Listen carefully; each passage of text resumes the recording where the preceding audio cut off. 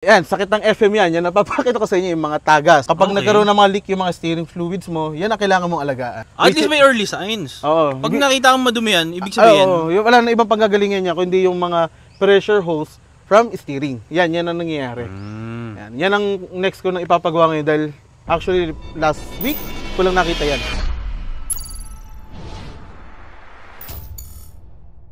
Okay guys, nandito na tayo ngayon sa somewhere sa south, no? So ngayon, meron tayo ditong dalawang Pajero. Since marami nagre-request na gumawa tayo ng mga different builds ng Pajero, meron tayong hinanda dito na dalawang magkaiba na buo. Para syempre kung gusto nyo mag-setup ng sarili nyong Pajero, meron kayong options, di ba? So dito meron tayong parang trail mode. Mamaya magti-trail kami. Tatry namin kung kaya namin masira yung mga puno sa likod. Ito naman medyo clean look. Tapos meron ding isa rito. Pang. Kaganda ng mga Pajero dito, boy. Okay, so tawagin natin yung owner. Share namin sa inyo ano yung differences nitong dalawa na to. So tara, let's go. 5 minutes later. Okay, so hey guys, what's up? This is Jano Mac at si Mayor Ed, si Mosing Mayor Ed. Sisimula lang kami ng quick preview lang between two specific builds sa Pajero. So personal take, parehas to. So sa mga purists out there, meron kami talaga mga specs that we can't fill in. So meron dito medyo halo ng off-road, Japan, overland, US, whatnot. So ito, this is gonna be like a basic, overview of our personal take sa Pajero. So let's start with Mosing. Ano ba yung dala mo dyan ngayon? Okay, good morning everyone. Ito yung sa akin is personal touch naman lahat. Wala na ako sinunod na team before Euro pero nung nag-start ako sa paglagay ng mag, which is itong yung Jaos at saka yung skid plate, dyan na ako nag-start na sabi ko, yan. Japan yan. Yan. Then, dyan ako nag-start na akong i-build siya as personal touch na lang. Wala na akong sinunod na team. Like yung mga, yung mags, skid plate, at saka wala na ako, inalis ko na yung mga kung any abubuts eh. Like before, meron ako mga roof rail, tsaka yung mga blisters dito ng Euro. Inalis ko na yan. Binalik ko na siya sa PHDM na team. Ginawa ko na lang siya na clean look and yun nga, Jaos na street look, gano'n. So papi, matanong ko lang, kapag bumili ako sa marketplace, karamihan, halos ganito ang itsura. PHDM. Oo, PHDM na yan. Okay. It's either may ganitong rally art na override or yung blank lang na chrome. Yan ang madalas mo makikita sa kanya. So ang lumabas mostly saka sa halos ganito ang itsura. Oh, ganito. Okay. Kasi kadalasan papi, yung katulad nitong nasa gilid, ito medyo parang diretso lang, no? Oh, diretso na yan.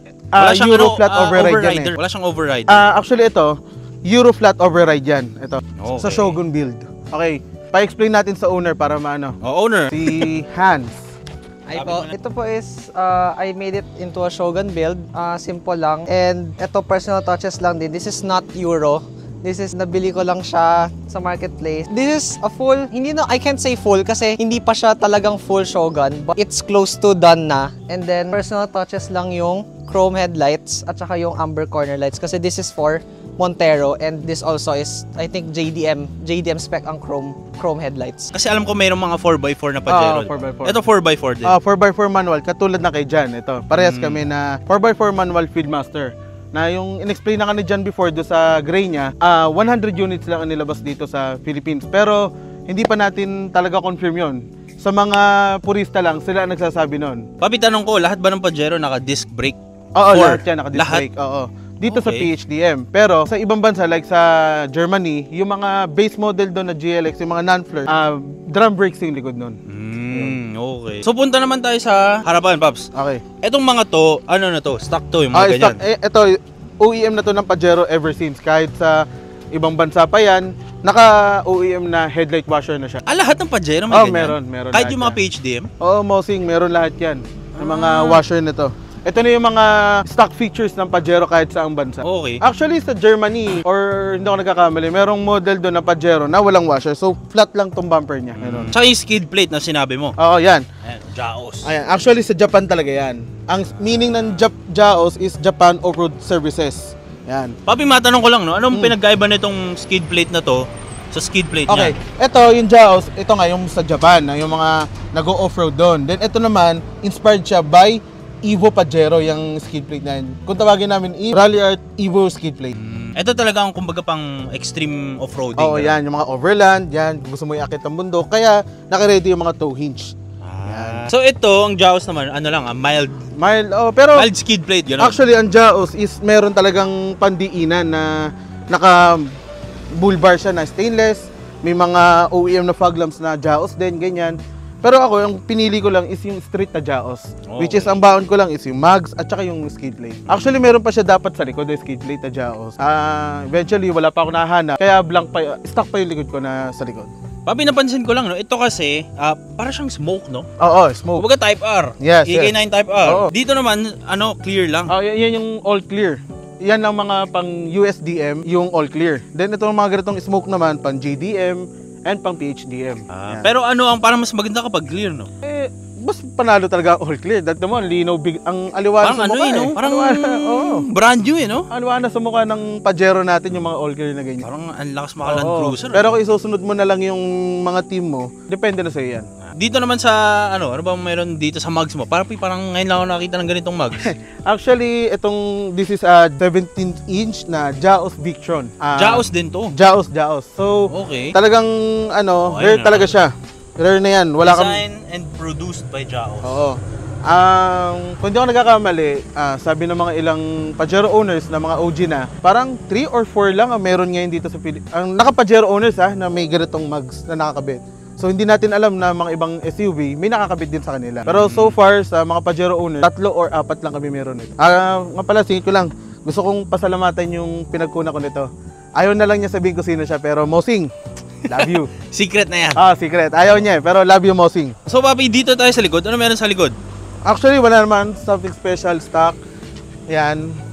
Ito, nagkabit lang tayo ng mga OEM spoiler. Then, ito, PHDM lang yung tire cover ko. Okay. Hindi pa ako nagpapalit, pero dapat niyan, it's either black na leather, yung pag-Jaos na build talaga. So meron ding full Jaos build? Oo, meron talaga. Para full, sa Pajero? Meron. Ang dami nun. Dapat may ladder ka. Din niya, yung skid plate, aalisin tong stepboard, then yung tire cover na black. Papi, ang Jaos is parang pang off-road. Off-road siya sa off-road. Kasi may mga Jaos din sa mga Land Cruiser. Oo, yun.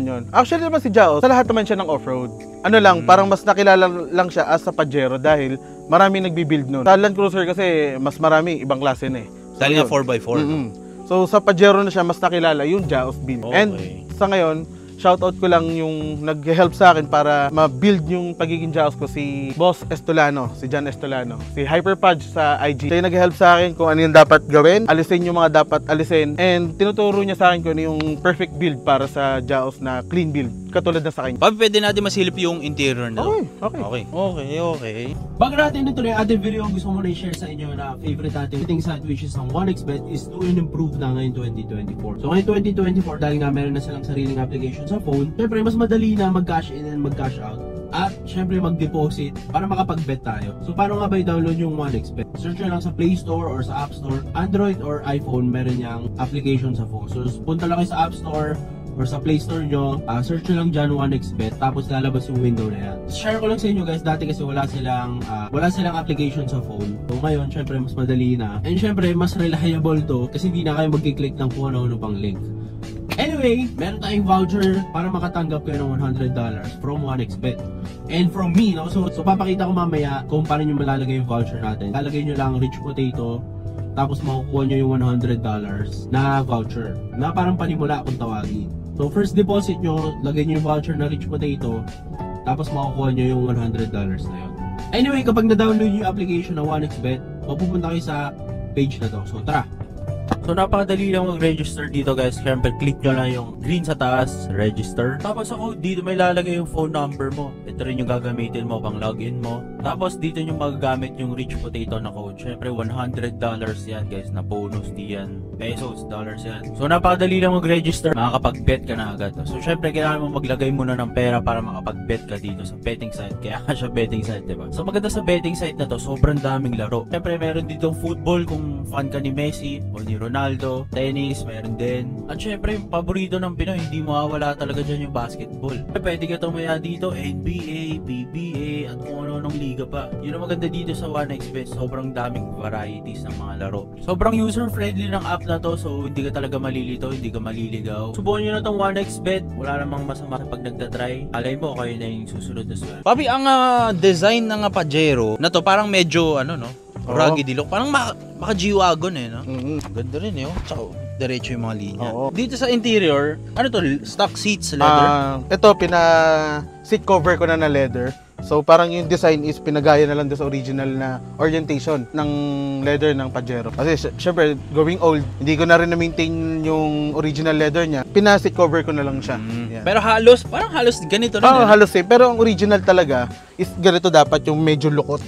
Yan, dito, sa seats niyang ganito, sa sandal. Basta itong gitnang part, medyo ang design niyan is dapat ganito lukot. Okay. Yan. Tsaka Papi, ang pag naka-seat cover, parang may extra muscle eh. Oo, extra Mas muscle. makapal eh, no? Oo, pero extra init din. Extra init. Oo, so extra init yan. Shoutout ko lang din yung gumawa nitong mga wooden shifters. Personal touch na to dahil dapat pang Euro to. Sa JDM is dapat yung stock lang or ano. So, personal touch ko na lang. Shoutout sa'yo kay Eric Ebards. Ito yung binanggit ni Ni Jan before. Yung, kung sino yung nagkabit ng sa kanya, yun din yung nagkabit itong sa akin. So Papi, ang stock na Pajero may mga ganito talaga. Yan. Stock na to ng Pajero ever since. Aware ka ba kung magkano ba Pajero nung year na lumabas to? Oo, nung mga ito, tulad na to ng year na to, year model niya ng 1999, nasa 1.4 million. 1.4 mahal Yes. din, no? Nakita ko siya sa original niyang papers. Kami ni second owner, yung first owner nito is friend ng dad ko, attorney.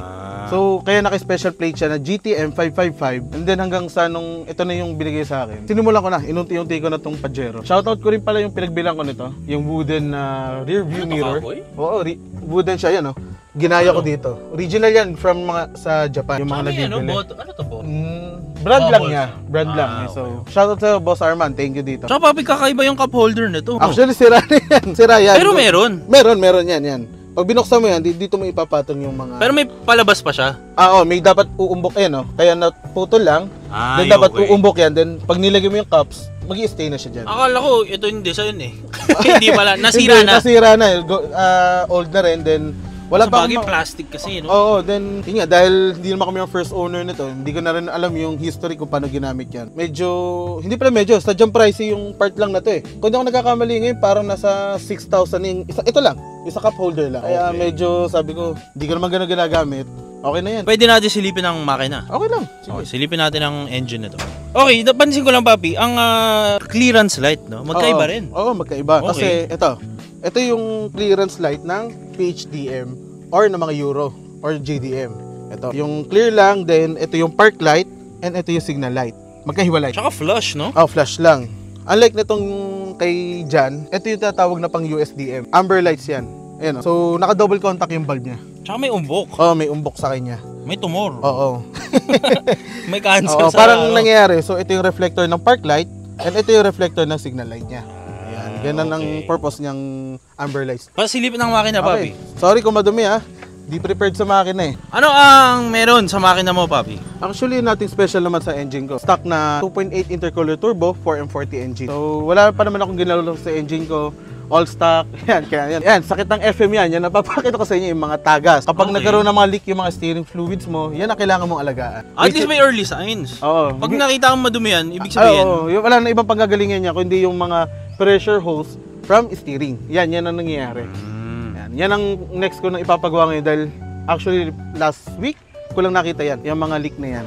Papi, matanong ko lang, no? Oo. Kasi ang turbo, hindi agad pwede patayin, di ba? Oo, tama. Ganun din sa mga ganito. Oo, hindi siya, actually, yung sa mga hindi nakakalam, pinapatay, ganun. Kaya nangyari, after 10 years, nagkakaroon na ng mga turbo leak or turbo damages. Kaya ngayon, ang ginagawa namin, kung masipag ka yung hintay mo siya ng, long drive ka, hintay mo siya ng 1 or 2 minutes na bago patayin. Ngayon, ang ginawa ko, naglagay ako ng turbo timer. Which is yung, depende sa'yo. Akin, nakaset lang sa akin for 30 seconds. Inaya ko na siya. So, iwanan ko na, okay, ganun. Ano rin ba to yung tinuturbo pipings? May mga ganun ba? Meron din naman, pero kasi mabigat to eh, kaya ang purpose nyon, para lang gumaan yung takbo. Pero hindi siya para tumulin talaga na para pangkarera. Kasi mabigat ang Pajero talaga. Ang Pajero is 2 tonelada. 2 tons? Oo, ang katumbas niyan is 2 L3. Dahil ang L3 is 1 tonelada eh. Kaya sobrang bigat, no? Oo, kaya ang isang Pajero, katumbas niyan 2 L3. Okay. Kaya pag tinutulak mo yan, sobrang bigat talaga. Hindi kaya ng 4 na tao. Mayuyupi na lang yung pinto, hindi pa natulak. Oo, hindi pa. Halos yung braso mo masakit na eh, pero konti pa natutulak mo sa Pajero eh. Papi, anong mga gusto mong advice para sa mga gusto bumili ng Pajero tulad ng PHDM? Simple lang naman. Ang pagtitingin kayo ng unit na Pajero, unang-una nyo tingnan yan, yung mga leak na yan. Yung mga talsik. Oo, kasi pag nakita mo magkaroon ng leak na ganyan, nasa sa inyo na yan kung matyaga kayo, like yung mga mahilig mag-project cars, okay yan, sige, kasi kaya nilang ayusin yan. Napa-find out sila kung saan nanggagaling yung mga leak or saan nanggagaling yung mga sira niyan. Yun. Pero medyo madugo talaga pag ayos ng 4M40 na Pajero. Okay. I mean, hindi madugo dahil mahirap.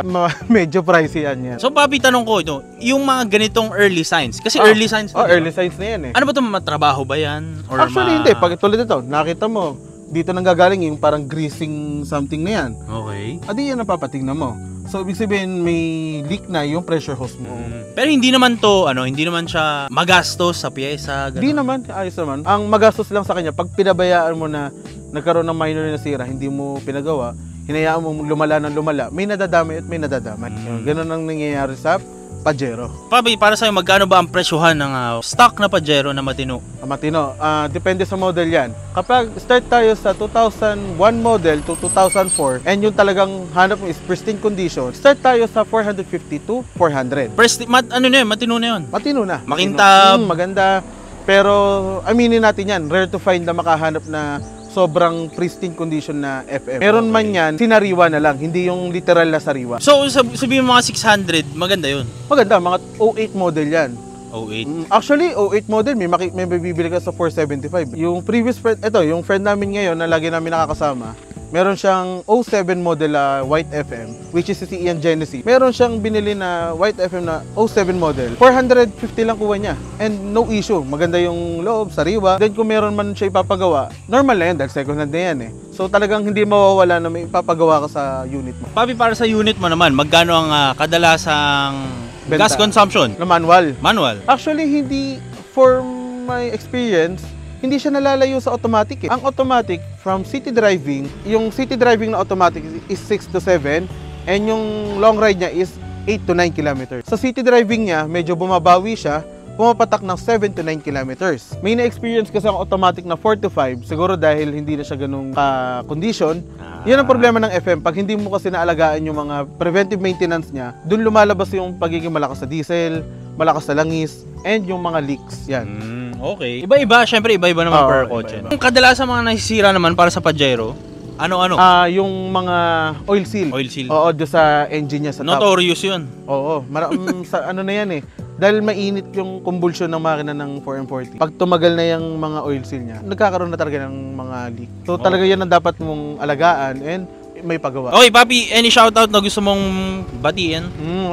Shoutout ko lang yung mga tropa ko, hindi ko na kayo maisa-isa. And gusto kong pasalamatan yung mga nagbibuild sa Pajero ko, yung tumutulong, which is si Hans and si Jan. Yan, sila tumutulong lagi sa akin kapag may mga something na kailangan ayusin, nandyan sila para sa akin. Okay. And shoutout pala, #paglight guys. Yun lang, salamat. Thank you, Pap. At salamat at pinakita mo yung PHDM build na personal touch, no? Okay, anong year ulit ang sa'yo para sa 99 magtatanong? model, 4x4 manual. 99 model. 99 model. Okay. Papi, salamat ulit. Thank you, Paps. At okay guys, tapos na natin i-review to. Abangan nyo next vlog. Ito naman tayo, off-road gaming naman tayo. So tara, let's go!